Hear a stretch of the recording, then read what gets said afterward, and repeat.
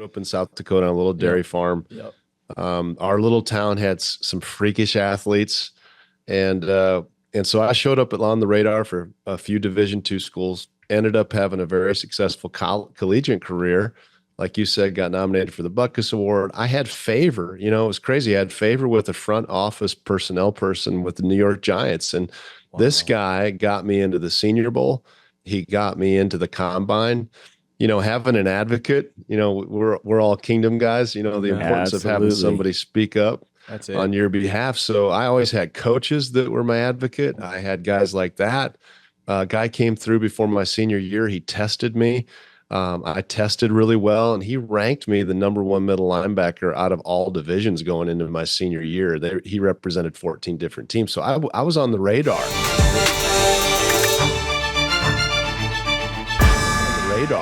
Which is kind of rare back then for a D2 guy. So fast forward, I end up, back in the 1900s when phones were still attached to the wall. I know it's been a while. I was sitting there on draft day.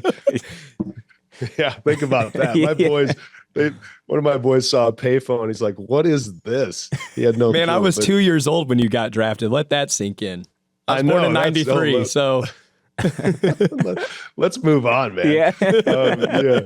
But it's the privilege of that whole process, and the pressure of it. I always talk about how pressure is a privilege, and that whole process was a pressure cooker on so many different fronts. And there's so many things with the kingdom that I can relate to with sports. And Paul even talks about how, as an athlete, you compete according to the rules, and there's discipline involved, and there's grit and toughness and all these different life lessons I learned through football. Well, they prepared me for this moment. I'm waiting on this phone call, waiting on one phone call that's going to change my life. And I was stuck in my apartment again because the phone was still no mobile phones. So I'm waiting. I get to the end of the second round, and the phone rings. And you can only imagine my heart is beating so hard.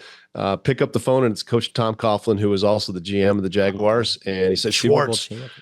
Wow. Yeah, Super Bowl champ with the Giants. Yes. Yeah. Wow. Yep. And he goes, "Schwartz, are you ready to be our middle linebacker?" And it was of course, an inbuilt, instantaneous yes. And I talk a lot about that even in the kingdom. There's this, Jesus said, he said, "Many are called, but few are chosen." And the difference between the called and chosen is a response, right? It's responding to the invitation. Yeah. And so for me, the response was, I'm all in.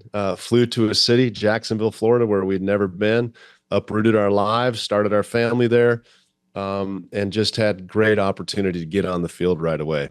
And so, guys, that led to me as a rookie. I started 9 games, led us with 169 tackles. I was off to a great start. My goodness. Lost as lost could be.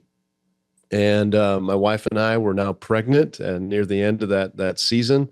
And honestly, I was terrified about being a dad. I knew I was already off to a horrible start as a husband. And, I was just trying to figure my way out through all this. And then I had power, success, fame. You throw all that into a blender, man. And for a guy that doesn't know Jesus, it led to depression. It led to anxiety. And by the grace of God, fast forward to May 1996, the off season, my rookie year.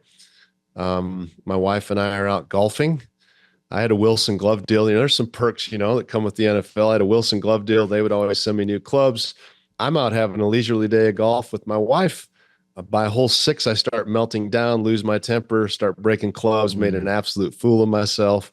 My wife leaves me on the golf course. She takes the golf cart, leaves me there, and goes home. And she locked herself in the bathroom. And she said, "I will not come out unless you go to Bible study with me." And I think I cursed her out. I'd never been to a Bible study.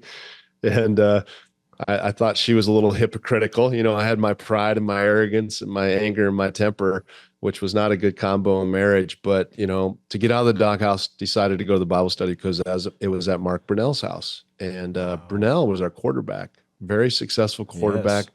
But he loved Jesus. I'd heard he was a Christian. I just didn't know what that meant, to be straight up with you. I just thought he had weird taste in music.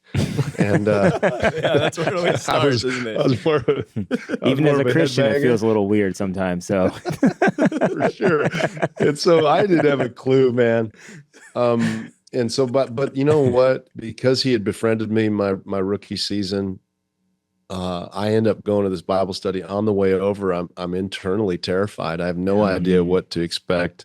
I show up, and to my disbelief, 5 of the guys I ran and partied with, they all showed up to this Bible study. Wow. And their wives and girlfriends. And in my carnal mind, I'm like, maybe Bible study is code for what we normally do, which is party. And so I had no clue what I was getting into. And fast forward, you can ask me any questions you want about that. But that night I heard the gospel of Christ. I didn't understand it going in. I went in kind of a hater of God going in, but came out knowing I was fully loved and forgiven, and really began the process of transformation. So that was the defining moment. If the NFL was just for that moment, it was worth it for me. Wow.